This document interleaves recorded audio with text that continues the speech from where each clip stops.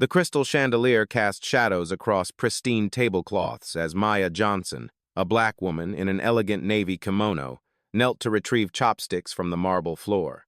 Richard Whitman towered above her, his face twisted with disgust.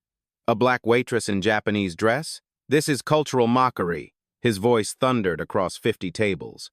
He grabbed her shoulder roughly, fingers crushing silk. You don't deserve to wear that. You're nothing but a diversity hire playing dress-up.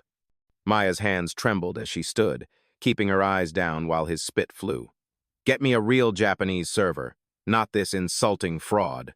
Did you know who that black woman really was? This story will shatter everything you believe about power, prejudice, and justice. The woman Richard Whitman saw before him on that Friday evening appeared to be exactly what his prejudiced mind had already decided: a simple waitress, probably desperate for work, certainly undeserving of the elegant kimono she wore.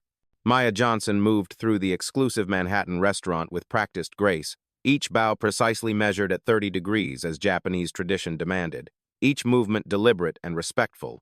Her voice never rose above a whisper, the way service workers learn to speak when they understand their place in the hierarchy of wealth and power. The navy blue kimono with its delicate cherry blossom pattern had been a gift from the restaurant's owner 3 years ago. Recognition of something special he'd seen in her that went beyond her ability to carry plates and pour tea.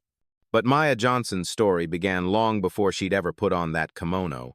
In a cramped 2-bedroom apartment in the Bronx where her mother Patricia had raised 2 children on a waitress's wages and determination that could have moved mountains if America rewarded grit instead of inheritance.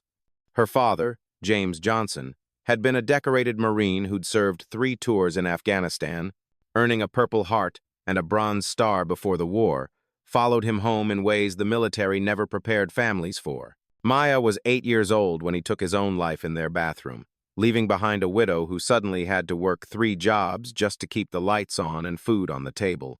Patricia Johnson cleaned offices from midnight to 6 in the morning, served breakfast at a highway diner from 7 to 2 in the afternoon, and spent her evenings washing dishes at a hotel restaurant downtown.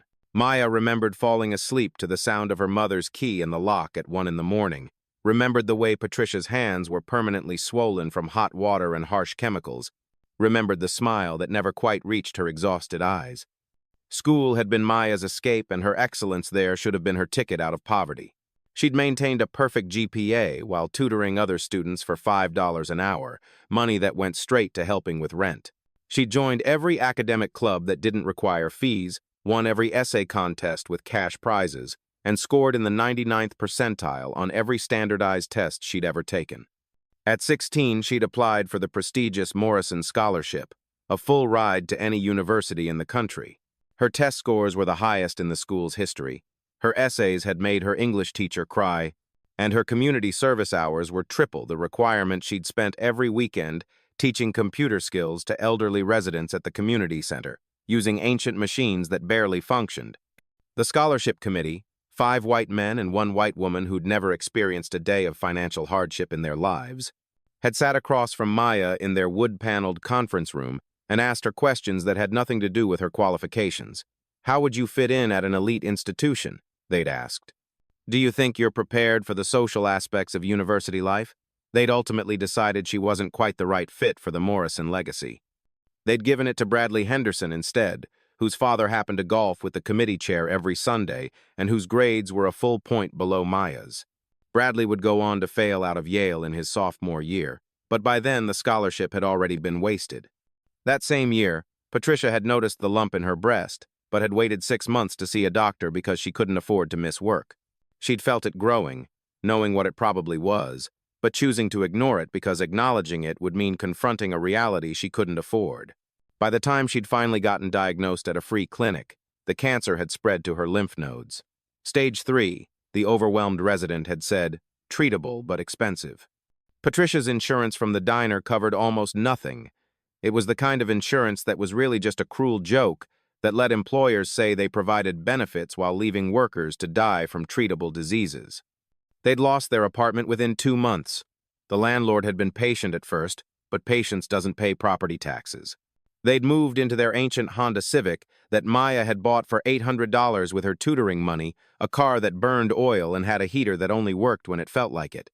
For 6 months, they'd lived in that car, parking in different lots each night to avoid police, using the bathroom at the public library, washing in gas station sinks with paper towels and hand soap that left their skin raw. Maya would do her homework by streetlight, her breath fogging in the cold while her mother slept fitfully in the reclined driver's seat, moaning from pain she couldn't afford to properly medicate. It was in that public library, while her mother slept in the car outside, that Maya had discovered her gift for coding. The library's computers were ancient, running operating systems that belonged in museums, but they had internet access. Through YouTube tutorials and free online courses from MIT and Stanford, Maya had taught herself Python, then Java, then machine learning algorithms that even graduate students struggled with. Code made sense in a way that people often didn't. It followed rules. It rewarded logic and persistence. It didn't care what color you were or where you slept at night. The computer didn't know she was black, didn't know she was homeless, didn't know her mother was dying. It only knew whether her code worked or not. At 18, while still living in the car, she'd created her first real application, Safe Haven, a real-time database that helped homeless individuals find available shelter beds, soup kitchens serving meals, free medical clinics, and safe parking spots for those living in vehicles. She'd built it because she'd needed it, because she'd spent countless hours calling shelters only to find they were full, walking to soup kitchens only to discover they'd run out of food. The app used a simple algorithm to track resource availability in real time, updated by both service providers and users. It was elegant in its simplicity, sophisticated in its execution, and desperately needed by the millions of Americans living on the margins. The app had caught the attention of Hiroshi Nakamura, a Japanese venture capitalist visiting New York for a fintech conference. He'd downloaded it out of curiosity after reading about it in a tech blog that specialized in inclusive innovation. He'd been amazed by the elegant code architecture and innovative use of limited resources the app worked on. Even the most basic smartphones used minimal data and could function offline for extended periods. When he'd tracked down its creator, expecting to find a team of developers in a Silicon Valley office, he'd instead found a teenage black girl working on a library computer while her sick mother waited in a beat-up car outside. Nakamura had sat with Maya in that library for 3 hours, reviewing her code, discussing her vision, understanding her story. He'd offered her something that would change her life, not just funding for her app, but a full scholarship to study at Tokyo Institute of Technology, one of Japan's most prestigious universities. He'd seen in her not just a talented programmer, but a visionary who understood technology's potential to serve the underserved because she was one of them. Maya had almost refused. Patricia was getting sicker, and the thought of leaving her was unbearable. They'd had their first real fight about it, Patricia raising her voice despite the pain it caused her. "Baby, you take that chance," Patricia had said, gripping Maya's hands with what little strength remained. "You fly away from here and you soar. Don't you dare clip your wings for me. I didn't work 3 jobs and break my body so you could watch me die. I did it so you could live, really live, not just survive." Patricia Johnson had died 2 weeks after Maya arrived in Tokyo, alone in a charity ward of a public hospital that smelled of disinfectant and despair. Maya hadn't been able to afford to fly back for the funeral. The scholarship covered tuition and living expenses, but not international flights for family emergencies. She'd watched the service through a cousin's phone, sobbing in her tiny dormitory room 6,000 miles away from the only family she'd ever known. 7 people had attended the funeral. Patricia Johnson had served thousands of customers in her 20 years as a waitress, had smiled through their abuse and cleaned up their messes, and 7 people had come to say goodbye. Japan had been a revelation and a revolution. For 4 years, Maya had immersed herself not just in technology, but in a culture that valued respect, precision, and dignity in all things. She'd lived with the Yamamoto family in Kyoto during breaks, learning from grandmother Yamamoto how to perform the tea ceremony with its elaborate ritual and profound meaning. The old woman had treated her like a granddaughter, teaching her calligraphy, flower arrangement, and the art of finding beauty in simplicity. "Maya-chan," she'd said one evening as they'd practiced tea ceremony, "suffering carves depth into the soul. Your suffering has made you deep as the ocean. Use that depth to hold others, not to drown them." She'd graduated summa cum laude, her thesis on using blockchain technology to provide banking services to the unbanked, winning the university's highest honors. She'd returned to America at 22 with a vision, connections in Japan's tech community, and a determination to build something that would have helped her mother. Using her connections and the respect she'd earned in Japan, she'd founded TechBridge Solutions, a fintech company designed to provide banking services to the millions of Americans who were unbanked or underbanked people like her mother had been, people who paid $40 to cash a paycheck because they couldn't get a bank account, people who fell into payday loan spirals because they couldn't access traditional credit. The company had grown exponentially, reaching a valuation of $2.3 billion within 6 years. Maya owned 67% of it, making her worth approximately $1.5 billion on paper. Forbes had listed her in their 30 under 33 years running, but she'd always declined to be photographed or interviewed. In the tech world, she was known as the Shadow CEO, the brilliant mind who ran an empire of 3,000 employees, none of whom knew what their leader looked like. She conducted meetings via audio only, communicated through encrypted messages, and had her CFO represent her at public events. But wealth had never been the point. Every Friday night, Maya worked a shift at Sakura Garden, the restaurant Nakamura had taken her to when he'd first offered her the scholarship. She'd started doing it to feel closer to her mother's memory, to understand what Patricia had endured all those years. But it had become something more, a weekly reminder of who she was beneath the success, a way to stay connected to the struggles of working people, and perhaps most importantly, a test of society's true values. Would people treat her with dignity when they didn't know she was rich? The answer, she'd learned over 3 years, was almost always no. Richard Whitman represented everything Maya had learned to recognize and despise in her journey from poverty to wealth. At 52, he was the third generation of Whitman men to run Whitman Capital, an investment firm built on his grandfather's Senate connections and his father's Wall Street manipulations. Richard himself had contributed nothing to the family legacy except to slowly destroy it through incompetence masked by arrogance. His Harvard MBA earned with a C average that would have disqualified anyone whose family name wasn't etched into a building on campus, hung in an office that overlooked Manhattan, a constant reminder that in America, mediocre white men could fail upward while brilliant black women had to fight for every scrap. Whitman's grandfather, Senator Charles Whitman, had made the family fortune through defense contracts awarded to friends during the Korean War, taking kickbacks that were never quite illegal enough to prosecute. His father, Richard Sr., had multiplied that fortune during the savings and loan crisis, buying up failed banks for pennies on the dollar with government guarantees that socialized the risk while privatizing the profit. Richard Jr. had inherited not just wealth, but the belief that it was earned, that his family's success came from superiority rather than sophisticated theft. Under Richard's leadership, Whitman Capital had hemorrhaged value like a severed artery. 30% gone in 2 years, 4 major clients lost to competitors who actually understood modern markets. 3 discrimination lawsuits settled quietly out of court with NDAs that kept the details hidden but cost the company millions. His board of directors, old college friends and fellow legacy admissions who'd never worked a real day in their lives, continued to support him even as younger investors fled. He compensated for his professional failures with personal cruelty, using his whiteness and wealth as weapons against anyone he perceived as beneath him, which was everyone who wasn't white, male, and rich. The first time Whitman had encountered Maya at Sakura Garden 3 weeks ago, his reaction had been visceral and immediate. He'd actually recoiled when she'd approached his table, as if her blackness might be contagious, as if proximity to her might somehow diminish him. "Since when does this place hire them?" he'd asked his companion, loud enough for Maya and nearby tables to hear. Throughout that first evening, he'd found small ways to humiliate her, dropping his napkin repeatedly so she'd have to bend to retrieve it, asking if she was legal, commenting that she probably couldn't understand the menu despite her perfect explanation of each dish in both English and Japanese. He'd complained to Mr. Tanaka, the restaurant's elderly manager, claiming that having a black server in traditional Japanese attire was culturally inappropriate and disrespectful to authentic Japanese tradition.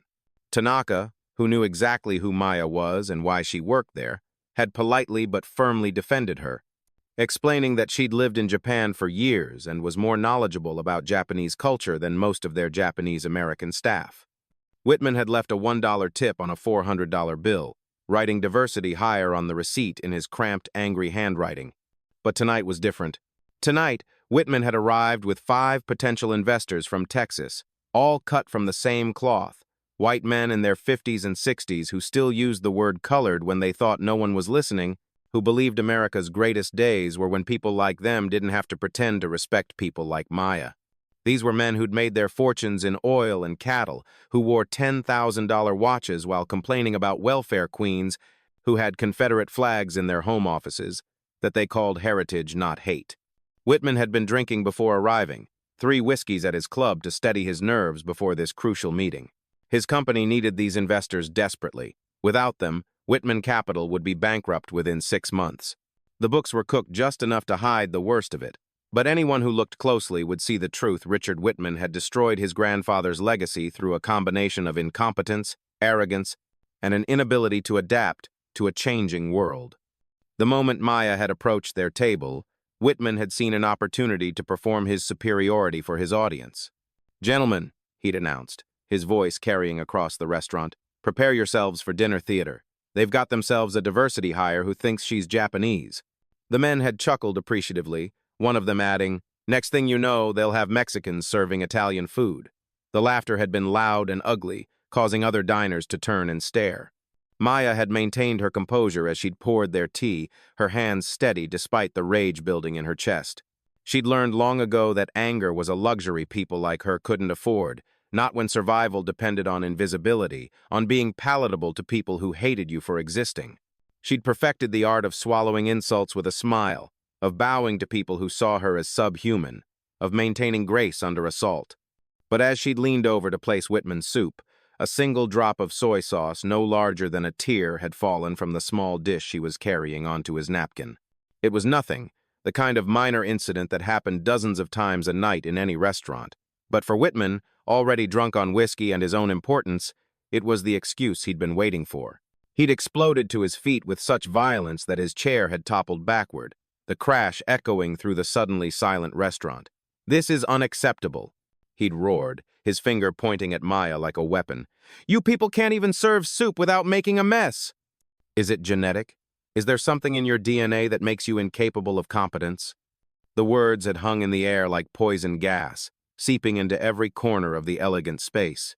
50 tables of diners had turned to watch, some with horror, others with the kind of sick fascination that made people slow down at accident scenes. A young white woman at a nearby table had started to stand, her face flushed with indignation, but her boyfriend had pulled her back down, whispering urgently about not getting involved, about how it wasn't their problem, about how they didn't want to ruin their anniversary dinner. Maya had immediately apologized, offering to replace his napkin, maintaining the professional composure that had been beaten into her through years of service. But Whitman was beyond reason, or rather, he'd found exactly the performance he'd wanted to give. "I don't want a new napkin. I want a real server. Someone who belongs in that outfit, not some ghetto girl playing dress-up." The word ghetto had been delivered with particular venom, and several people had gasped audibly. Mr. Tanaka had materialized beside them, his weathered face creased with concern and barely concealed disgust. He'd worked in restaurants for 60 years, had faced his own discrimination as a Japanese American whose parents had been interned during World War II, and he recognized the particular cruelty of a man who needed to destroy others to feel whole. "Mr. Whitman, please, there's no need for this. Maya is one of our finest servers. She was trained in Kyoto." But Whitman had turned on him with equal fury. "Trained? You can train a monkey to bow, but it's still a monkey." The word had landed like a physical blow. Maya had actually stepped back, her composure finally cracking. Several people had pulled out their phones, sensing that this was becoming something more than just an unpleasant scene. This was becoming evidence.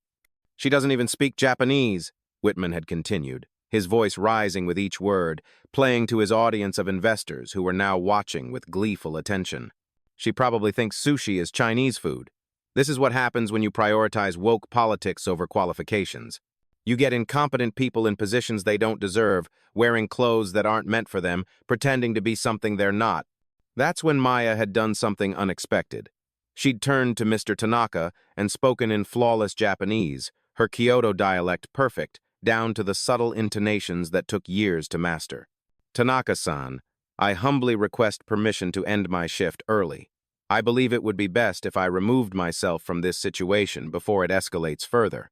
This gentleman seems to have strong feelings about my presence, and I don't wish to disturb the other guests any further." The old man's eyes had widened not at her request, but at the perfect keigo, the formal Japanese that even native speakers sometimes struggled with. A Japanese couple at a nearby table had gasped audibly, the woman covering her mouth in shock. They'd been regular customers for years and had never heard Maya speak Japanese with such fluency and sophistication. Whitman's face had turned an alarming shade of red, the veins in his neck bulging. "What did you just say? Speak English! This is America, not whatever third world country your people came from." Maya had continued in Japanese, her voice calm but with an undertone that made several Japanese-speaking diners lean forward. "I was simply explaining that Mr. Whitman appears to have concerns about my qualifications to wear this kimono. Perhaps he's right. Perhaps someone like me doesn't deserve to wear something so beautiful, so rich with cultural meaning. After all, I'm just a black woman from the Bronx. What could I possibly know about respect, tradition, or dignity?" The sarcasm, delivered in such formal, polite Japanese, had been devastating. The Japanese couple had exchanged glances, and the man had started to stand, clearly preparing to intervene. But Whitman, not understanding a word but sensing he was being mocked, had reached his breaking point. He'd grabbed the shoulder of Maya's kimono, his fingers crushing the delicate silk fabric that was worth more than most people's monthly rent.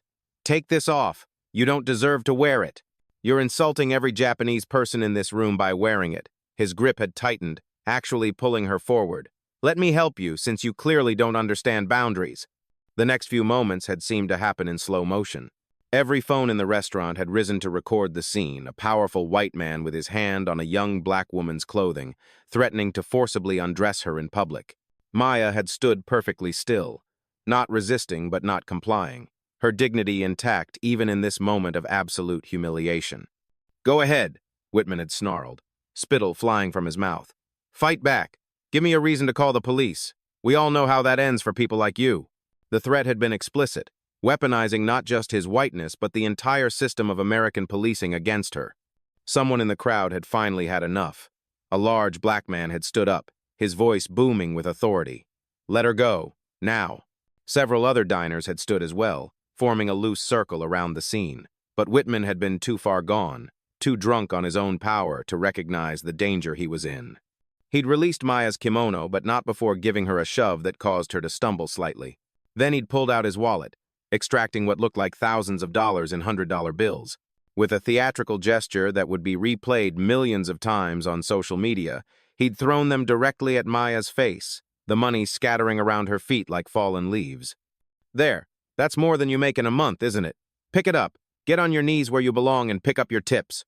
The cruelty in his voice had been matched only by the satisfaction in his eyes as he'd waited for her to break, to bend, to confirm every stereotype he'd ever held about people who looked like her. But Maya hadn't moved. She'd stood there, money at her feet, Whitman towering over her, and she'd smiled. It wasn't a happy smile or a sad smile, it was the smile of someone who had just made a decision that would change everything. "Mr. Whitman," she'd said, her voice carrying to every corner of the now silent restaurant, "are you finished? Because I have something important to attend to." At that exact moment, her phone had illuminated with an emergency notification. The screen, visible to Whitman from where he stood, had displayed a message that made his blood run cold. "Urgent. Board meeting now. CEO Johnson. Hostile takeover attempt by Whitman Capital. Requires immediate response." The TechBridge Solutions logo had been prominently displayed at the top of the screen. Whitman's hand had fallen to his side as if it had suddenly lost all strength. "What? Why do you have a TechBridge phone?" His voice had cracked like an adolescent's. One of his investors, a man who'd been laughing moments before, had gone white as a sheet. "TechBridge? Richard? That's the company we're trying to acquire. Why does she have their corporate phone?" Before anyone could answer, the restaurant's front door had burst open with enough force to rattle the windows. 3 people in suits that cost more than most people's cars had entered, their faces taut with urgency. David Kim, Sarah Williams, and Marcus Chen, the entire senior leadership team of TechBridge Solutions, had scanned the room until their eyes had landed on Maya. David had practically run to her side, his usually composed demeanor cracking with relief and concern. "CEO Johnson, thank God we found you. We have a situation that requires your immediate attention. Whitman Capital has just filed a hostile takeover attempt. They're offering 40% below market value for 51% of shares. The silence that followed could have been measured in heartbeats. Every person in the restaurant had stopped breathing. Whitman's mouth had opened and closed like a fish pulled from water, no sound emerging. His investors had begun backing away from the table as if his failure might be contagious. CEO? Whitman had finally managed to whisper. She's the CEO of TechBridge? Sarah Williams had stepped forward, her voice professional but carrying an edge of satisfaction she didn't try to hide. Miss Maya Johnson is the founder, CEO, and majority shareholder of TechBridge Solutions. She owns 67% of our company, which is currently valued at $2.3 billion. Her personal net worth exceeds $1.5 billion. She's been featured in Forbes 30, under 30 for 3 consecutive years, though she's always declined to be photographed or interviewed. In the tech world, she's known as the Shadow CEO, the brilliant mind who built an empire while maintaining complete anonymity.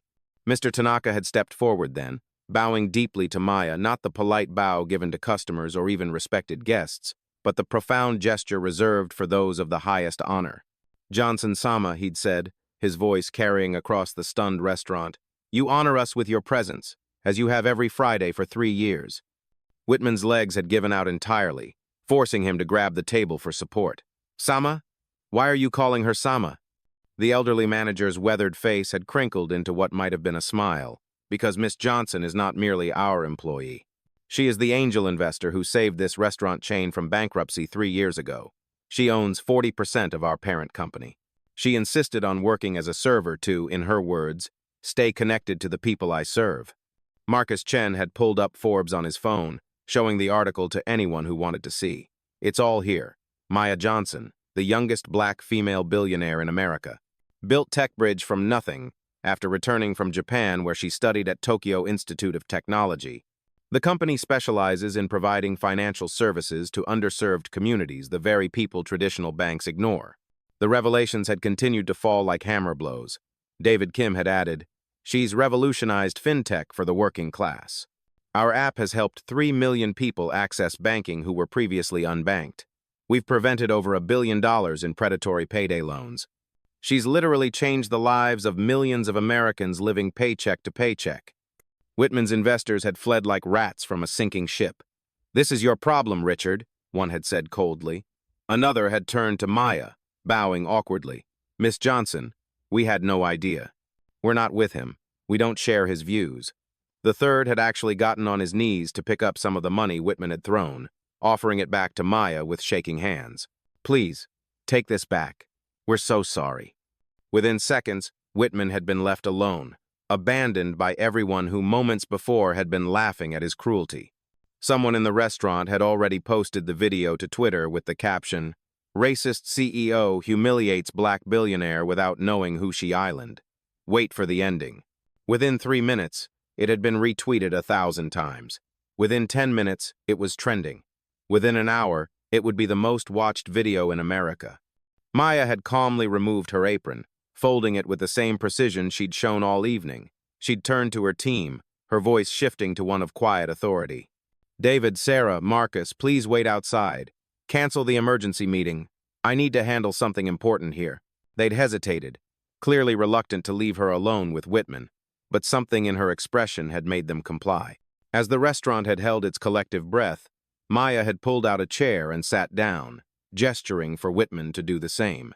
He'd collapsed into the seat across from her, his entire body trembling, sweat pouring down his face despite the cool air.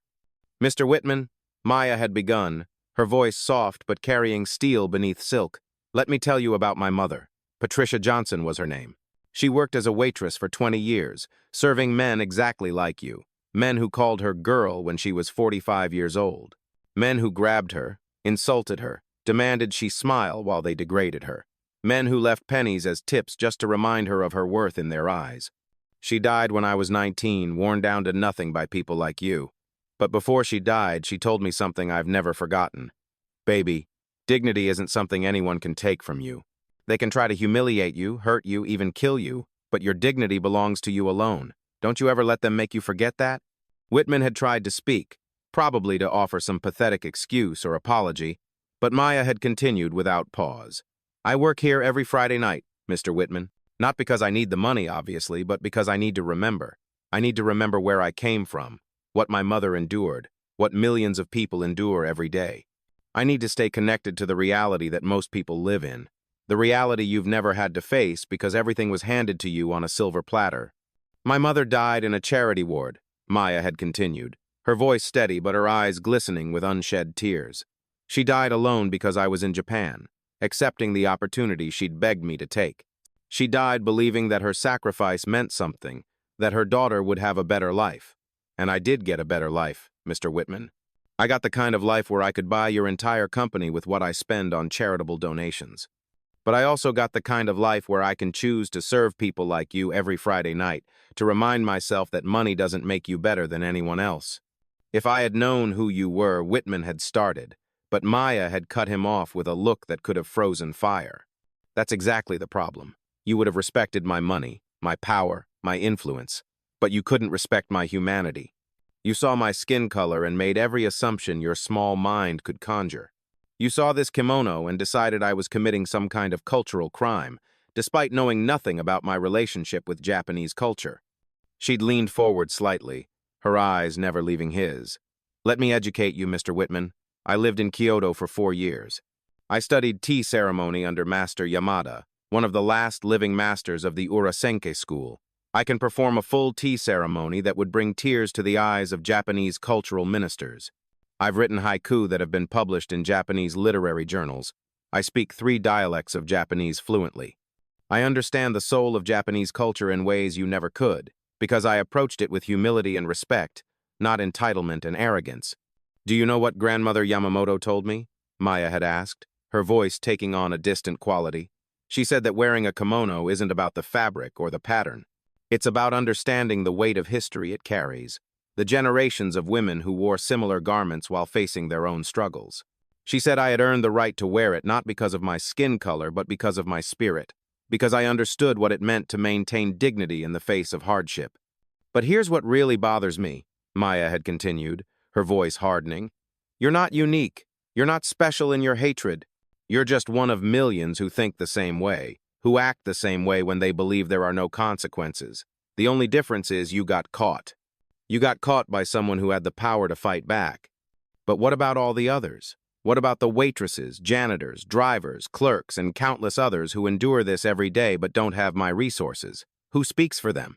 Whitman had been crying now, actual tears streaming down his face, his carefully constructed image of superiority crumbling like ancient parchment.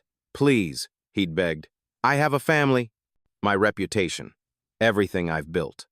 Maya had laughed then, but it wasn't cruel, it was worse. It was pitying. Everything you've built?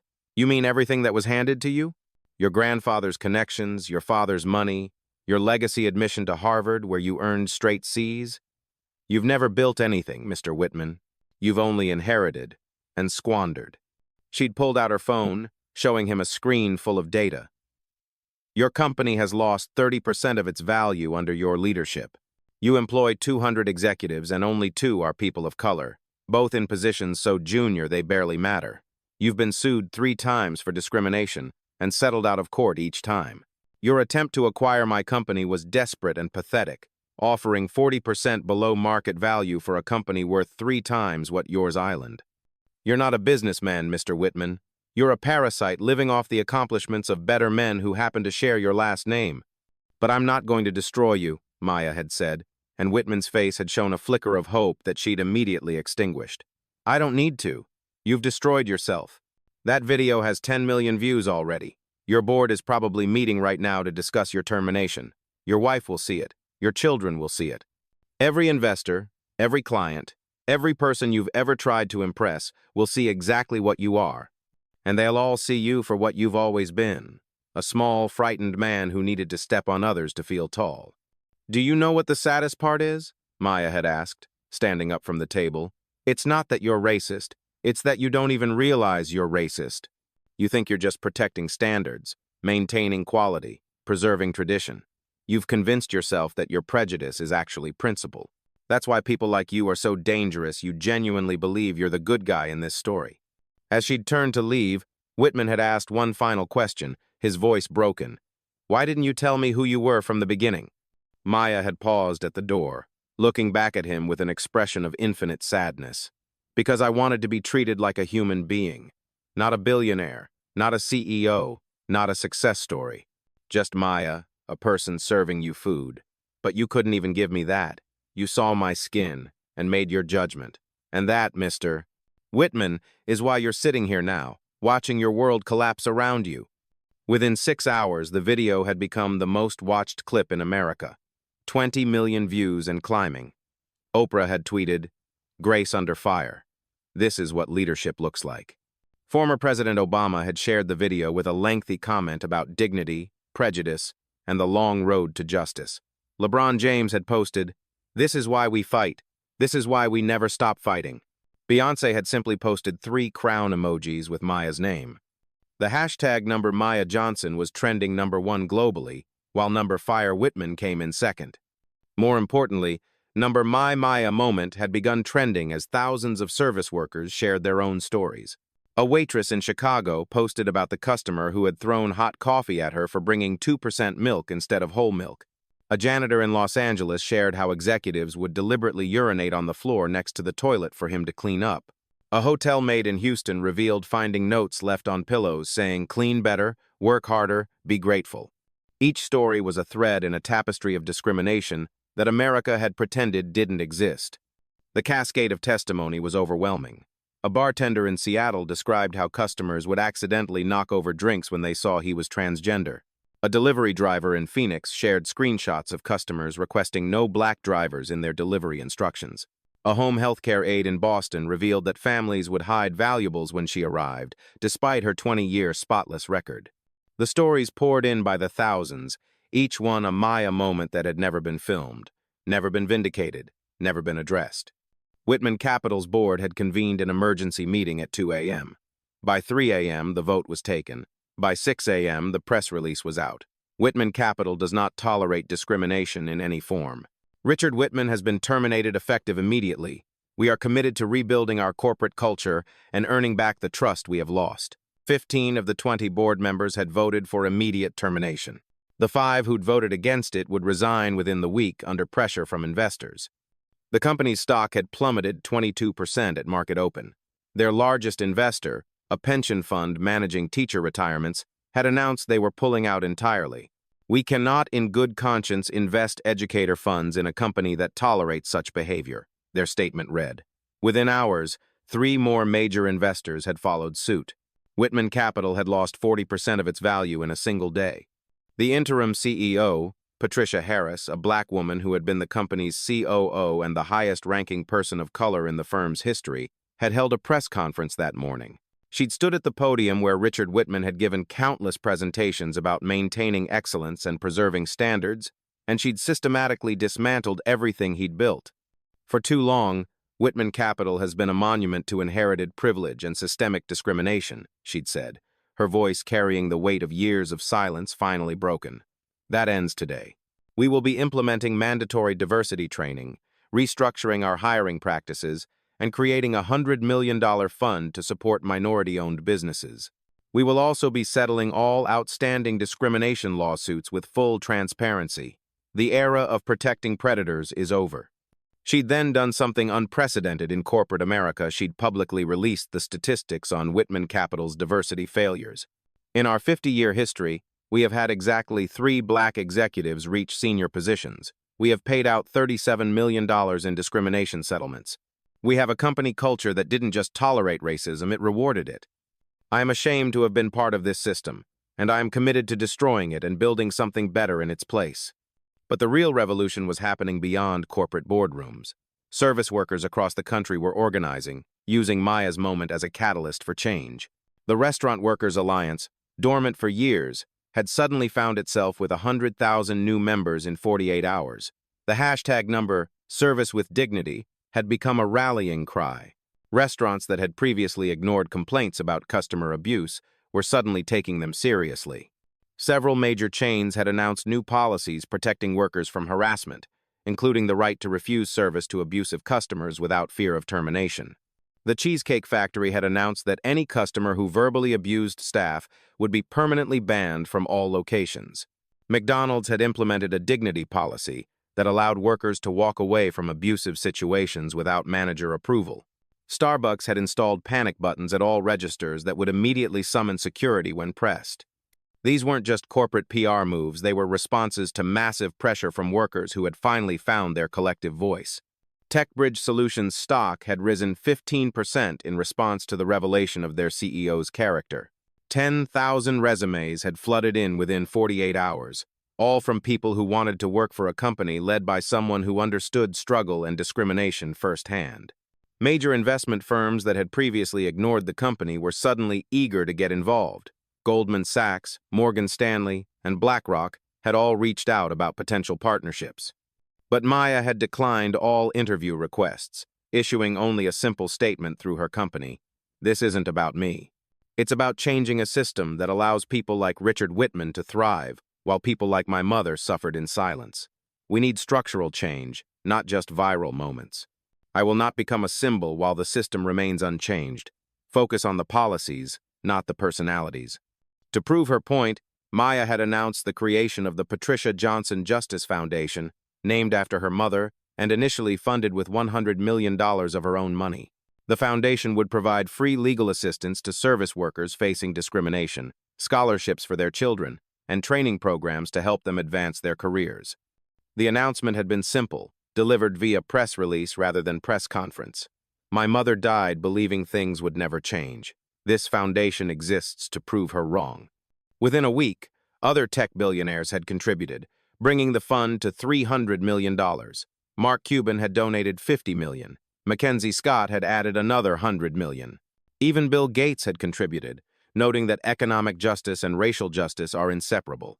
The foundation's first act was to provide legal representation for the 47 former Whitman Capital employees who had come forward with discrimination claims. The lawsuits against Whitman personally had begun immediately. The Manhattan District Attorney, Alvin Bragg, had announced charges at a packed press conference. Mr. Whitman has been charged with assault in the 3rd degree and committing a hate crime. His actions were not just morally reprehensible, they were criminal. No amount of wealth or privilege places you above the law. Whitman's bail had been set at $500,000, and he'd been ordered to wear an electronic monitoring bracelet and stay at least 500 feet away from Maya at all times. The image of him leaving the courthouse in handcuffs, trying to hide his face from photographers, had become instantly iconic. The 47 civil lawsuits sought damages totaling $200 million.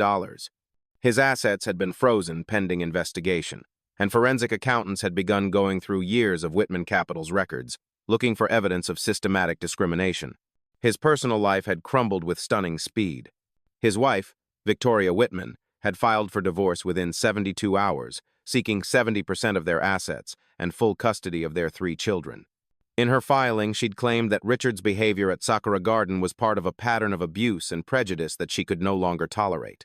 "I've watched him demean service workers our entire marriage," she'd written in her affidavit. "I've been ashamed and silent for too long." His children had publicly disavowed him. His eldest daughter, Rebecca, 28 and a human rights lawyer, had posted on Instagram, "I'm changing my name to my mother's maiden name.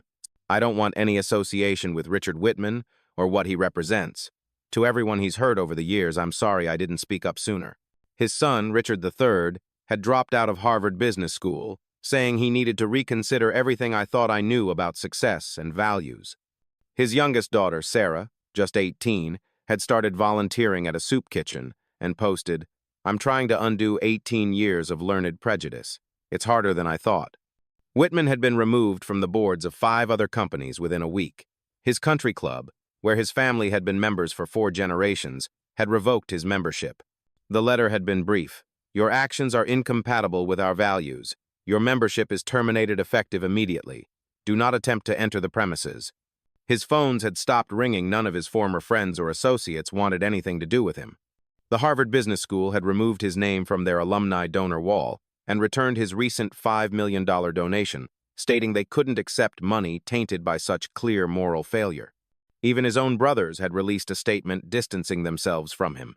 "We have long been concerned about Richard's views, but had hoped he would evolve. His actions at Sakura Garden represent a betrayal of everything our parents taught us about treating people with respect. We support Miss Johnson fully and have each contributed to her foundation. 6 months later at Whitman's trial, Maya had appeared as the key witness. She'd worn a simple black suit, no jewelry, no ostentation, just a woman telling her truth. The courthouse had been packed, with hundreds more watching on screens outside.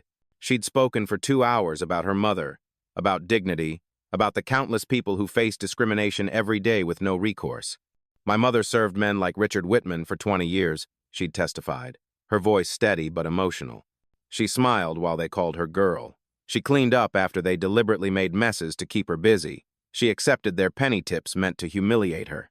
She did it because she had 2 children to feed and no other options. She died believing this was just how the world was, that nothing would ever change. She'd looked directly at Whitman as she'd continued. I don't want Mr. Whitman's money. I want him to understand what he's done, not just to me, but to every person he's ever looked at and deemed less than human because of their race, their job, or their circumstances. I want him to understand that his actions have consequences, that the system that protected him for so long is changing, and that the people he stepped on are standing up. The prosecutor had asked her about the impact of that night. It wasn't just about me, Maya had said. Within days, I received thousands of messages from service workers sharing their own stories. A 50-year-old waitress in Alabama wrote that she'd finally found the courage to report her manager who'd been sexually harassing her for 5 years. A janitor in Oregon said he'd started documenting the racist comments he heard daily, building a case for a lawsuit. A home healthcare aide in Florida said she'd stopped accepting abuse from clients' families. That's the real impact, not what happened to Whitman, but what happened to everyone who saw that they didn't have to accept being treated as less than human. The jury had deliberated for less than 2 hours, guilty on all charges. The courtroom had erupted in applause, quickly silenced by the judge. The judge, an elderly black woman named Carolyn Walker, who had worked her way through law school as a waitress, had delivered a sentence that made legal history. Mr. Whitman, she'd said, her voice carrying the weight of personal experience, you represent everything that's wrong with American capitalism, the assumption that wealth and whiteness grant you the right to humiliate others, the belief that your privilege is earned rather than inherited, the casual cruelty you display toward those you consider beneath you. This sentence isn't just punishment, it's an opportunity for you to become the human being you should have been all along.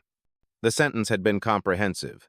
2 years probation, 5,000 hours of community service specifically serving minority communities, a $10 million fine to be paid to the Patricia Johnson Justice Foundation, and a lifetime ban from holding any executive position in any company. But perhaps most significantly, he'd been ordered to undergo extensive therapy and education about racism, bias, and privilege, with monthly reports to the court on his progress. You will spend your community service hours serving food at soup kitchens, cleaning public bathrooms, and performing the very jobs you've spent your life demeaning, the judge had continued. You will experience what it's like to be on the other side of the service counter. And maybe, just maybe, you'll learn what your money and privilege never taught you, that every person deserves dignity and respect, regardless of their job or their race. The ripple effects had spread globally within weeks. The United Nations had held a special session on workplace dignity and discrimination, with Maya's story cited as a catalyst for global change. The Secretary General had declared, the incident at Sakura Garden has forced us to confront uncomfortable truths about how we value different kinds of work and different kinds of people. Miss Johnson's grace in that moment, and her activism since, has sparked a global movement that was long overdue. The European Union had passed new directives strengthening protections against workplace discrimination and harassment. The legislation, informally known as Maya's Law in EU chambers, tripled penalties for workplace discrimination and made executives personally liable for creating hostile work environments. France had gone even further, making discrimination against service workers a specific crime with mandatory jail time. Japan had announced new programs to combat discrimination against foreign workers, with the Prime Minister acknowledging that the problem wasn't unique to America. Maya Johnson studied in our country, embraced our culture with respect and dignity, and then faced discrimination for wearing our traditional dress. This is unacceptable. We must do better. The country had launched a nationwide campaign promoting respect for all workers, regardless of nationality or ethnicity.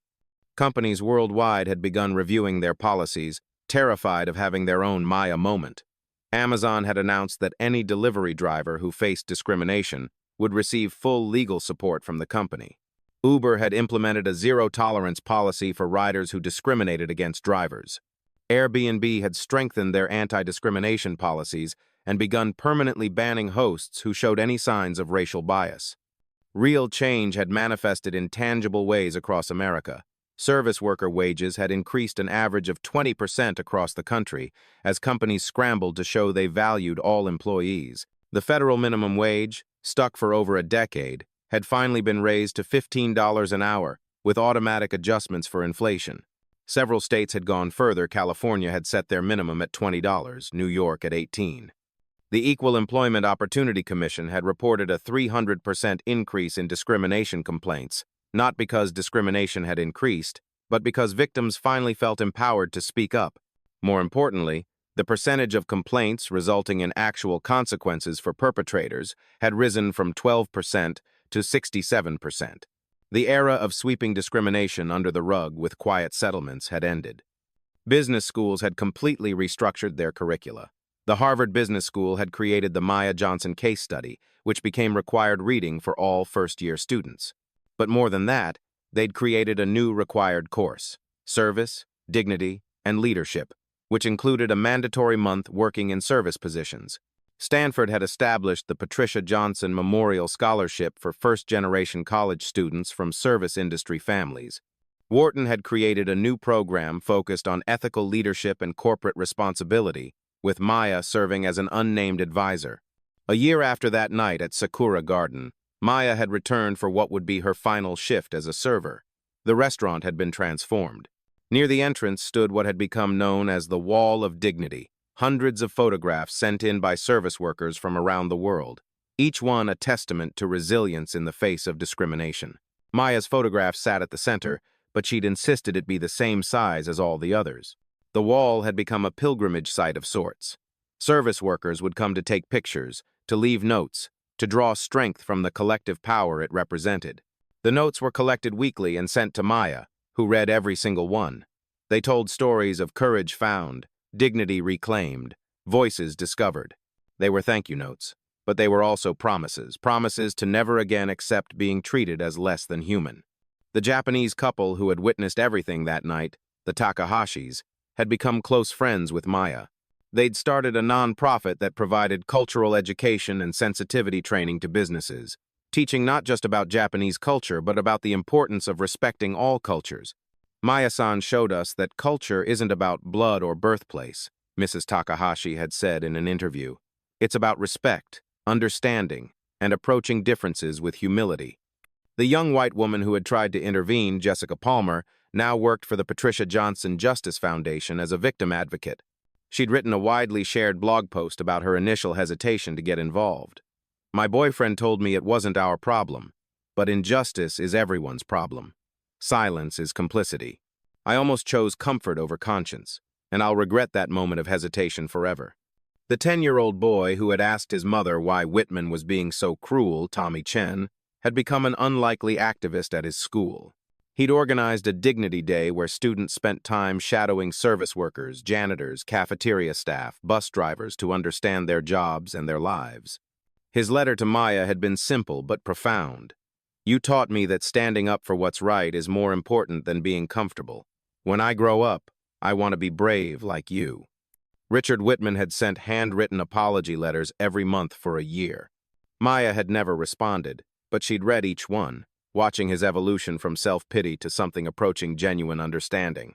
His first letters had been full of excuses, stress, alcohol, pressure from investors, but gradually, they'd become more introspective. I've been serving food at the Bowery Mission for 6 months now, he'd written in his 10th letter. Yesterday, a man threw his tray at me because the soup wasn't hot enough. I had to clean it up while he laughed. For a moment, I felt rage, the kind of rage that used to define me. But then I remembered, this is one moment of humiliation. You and your mother lived with this every day. How did you maintain your dignity? How did you not let it destroy you? In his final letter, Whitman had written, I know you'll never forgive me, and I don't deserve forgiveness. But I want you to know that you've changed me in ways I'm still discovering. Every day at the soup kitchen, I see your mother in the faces of the people I serve. I see the dignity I tried to destroy, the humanity I refused to acknowledge. I see what I lost by choosing hatred over empathy. I've started a support group for other recovering racists. Yes, that's what I call us. We meet weekly to confront our prejudices and try to make amends. It's not enough. It will never be enough, but it's something. Thank you for that gift, even though I know I didn't deserve it. He'd been working at a soup kitchen in the Bronx, serving the very people he'd once despised. He'd been teaching literacy to homeless individuals, many of whom were veterans like Maya's father had been. He'd sold all his remaining assets, his art collection, his wine cellar, his vintage car collection, and donated the proceeds to various charities focused on racial justice and economic equality.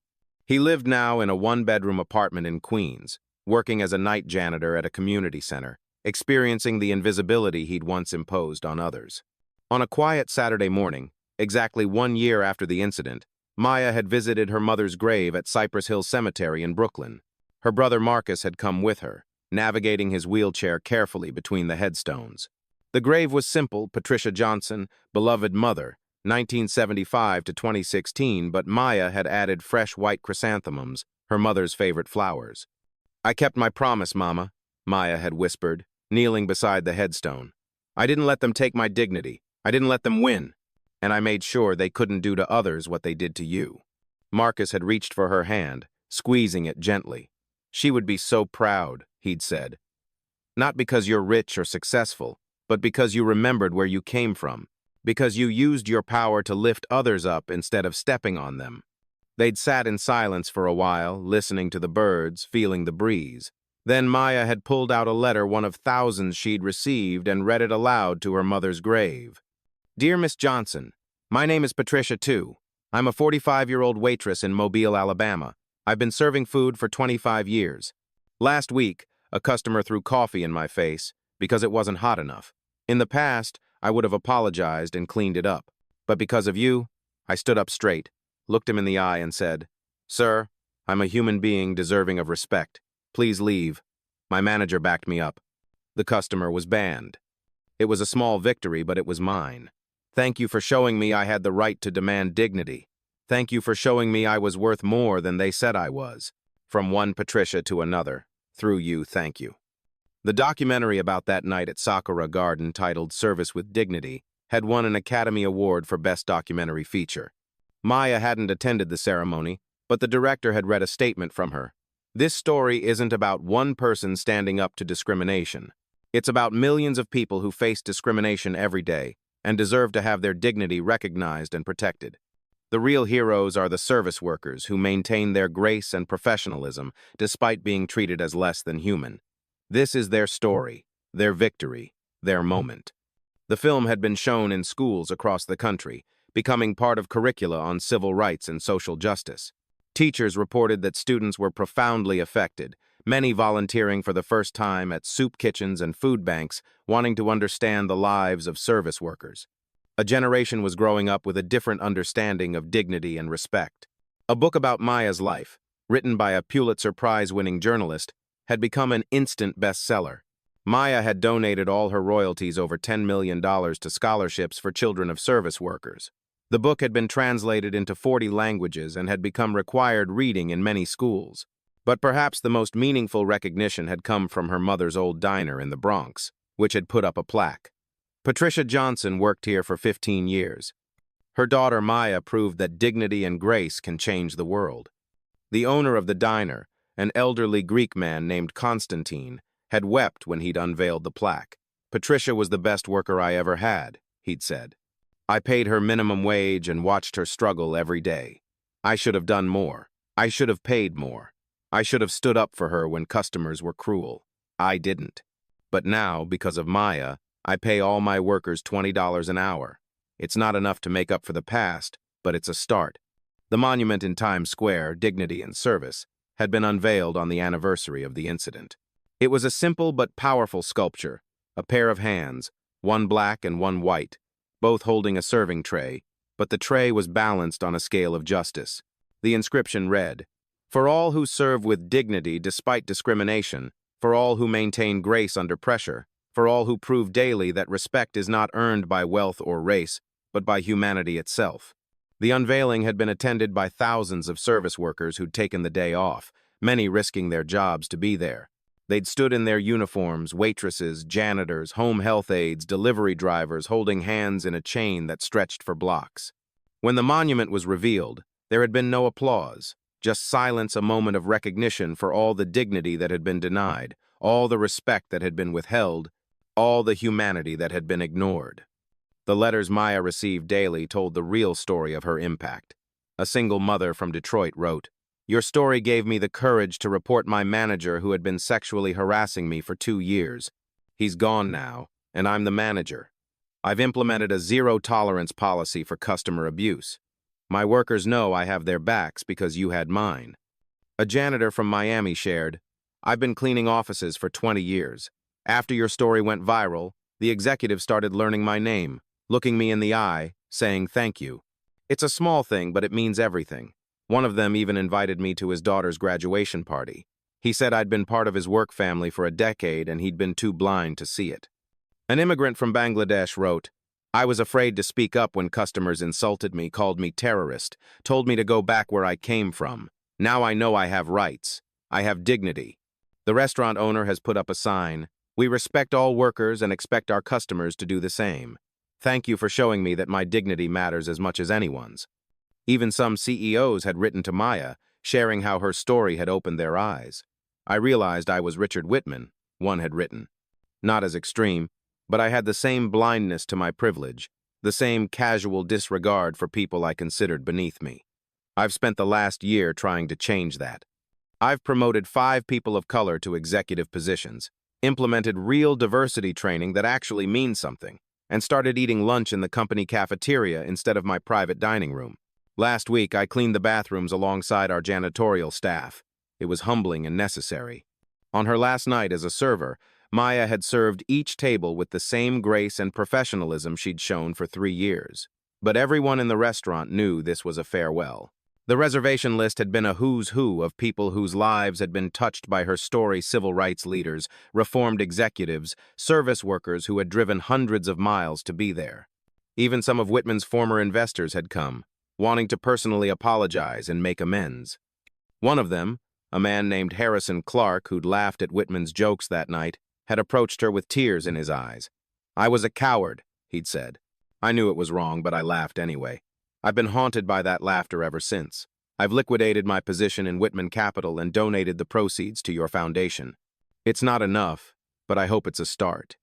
As her shift had ended, the entire restaurant had risen to their feet in a standing ovation that lasted 10 minutes. Maya had stood there, tears finally flowing freely, not tears of sadness or anger, but of completion. The mission her mother had unknowingly given her was complete. She'd proven that dignity couldn't be taken, only surrendered. She'd shown that one person standing up could inspire millions to stand with them. She'd demonstrated that power without humanity was worthless, but humanity without power didn't have to be powerless. Mr. Tanaka had approached her with a carefully wrapped package. Inside was a vintage kimono, deep purple with gold threading, a garment of extraordinary beauty and history. "This was my grandmother's," he'd said, his voice thick with emotion. "She survived the internment camps during World War II.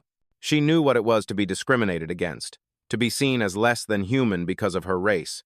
She would want you to have this. You have honored her memory, and the memory of all who have faced discrimination with dignity." The kimono was a masterpiece, hand-sewn with threads that seemed to capture light, but more than its beauty, it carried history, the history of a woman who had maintained her dignity in an American concentration camp, who had been released with nothing but had rebuilt her life, who had taught her children and grandchildren that dignity was not granted by others but claimed by oneself. Maya had embraced the old man, both of them crying now. "You gave me a chance when you didn't have to," she'd said. "You saw me as human when others didn't. That's the real gift." Tanaka had shaken his head. "No, Maya-san, you gave us all a gift. You showed us that dignity is not about how others treat us, but about how we carry ourselves. You showed us that justice delayed is not justice denied if we keep fighting for it. You showed us that sometimes the smallest person in the room, the one serving the food, cleaning the floors, invisible to those in power, can change everything." As Maya had left Sakura Garden for the last time as an employee, she'd stood outside for a moment, looking at the neon sign with its eternally falling cherry blossoms. She'd thought of her mother, who had died believing the world would never change. She'd thought of Richard Whitman, broken and rebuilt, perhaps finally understanding what he'd lost by choosing hatred. She'd thought of the thousands of people who had found their voices because she'd finally used hers. A young black woman had approached her then, wearing a server's uniform from a restaurant down the street. "Miss Johnson?" she'd said hesitantly. "I just wanted to say thank you. After seeing what you did, how you handled it all, I enrolled in night school. I'm going to be a lawyer. I'm going to help people like us." Maya had hugged her, this stranger who wasn't really a stranger at all. "That's how we win," she'd said. "Not by tearing them down, but by lifting each other up. Not by becoming them, but by becoming better than they ever imagined we could be." As her car had pulled away from Sakura Garden, Maya had received a text from her assistant. "The president would like to meet with you next week to discuss the National Service Worker Protection Act."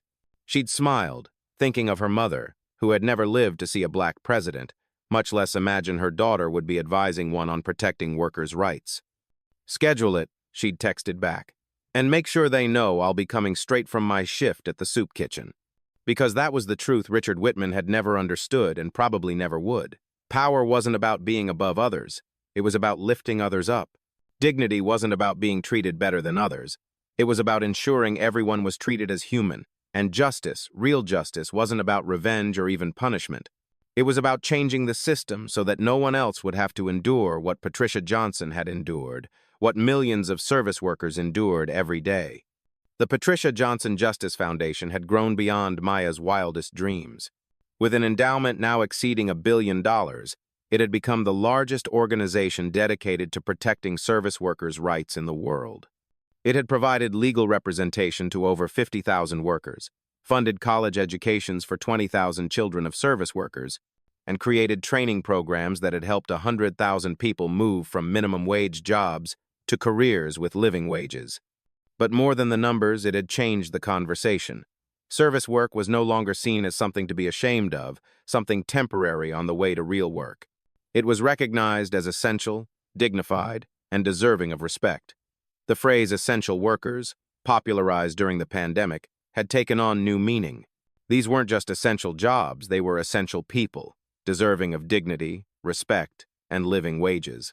The last image of that night, captured by someone's phone and shared millions of times, showed Maya walking away from Sakura Garden, her silhouette backlit by the restaurant's warm glow. She wasn't walking like a billionaire or a CEO or a symbol of resistance. She was walking like a woman who had kept a promise to her mother, who had turned pain into power, who had transformed humiliation into hope for millions. But the story didn't end there. It never really ends. Every day, in restaurants and offices, in hotels and homes, service workers face the choice Maya faced, to accept humiliation or demand dignity. Most days, the humiliation is smaller than what Maya endured, but it accumulates like poison in the soul. And every day, more of them choose dignity, inspired by a woman who proved that dignity isn't granted by those in power, but claimed by those with courage. Have you ever stood silent when witnessing injustice, wishing you had the courage to speak up? Have you ever been the victim of discrimination and felt powerless to fight back? Maya Johnson's story reminds us that dignity cannot be taken, it can only be surrendered. She shows us that power isn't just about money or position. It's about maintaining your humanity in the face of those who would deny it. Every time we choose silence over speech, comfort over courage, we allow the Richard Whitmans of the world to win. But when we stand up, when we speak out, when we refuse to let prejudice go unchallenged, we create ripples that can become waves. Share this story if you believe in justice. Comment with your own Maya moment that time when you faced discrimination or witnessed it and chose to act. Tag someone who needs to hear this message. Someone who needs to know that they're not alone, that their dignity matters, that their voice counts.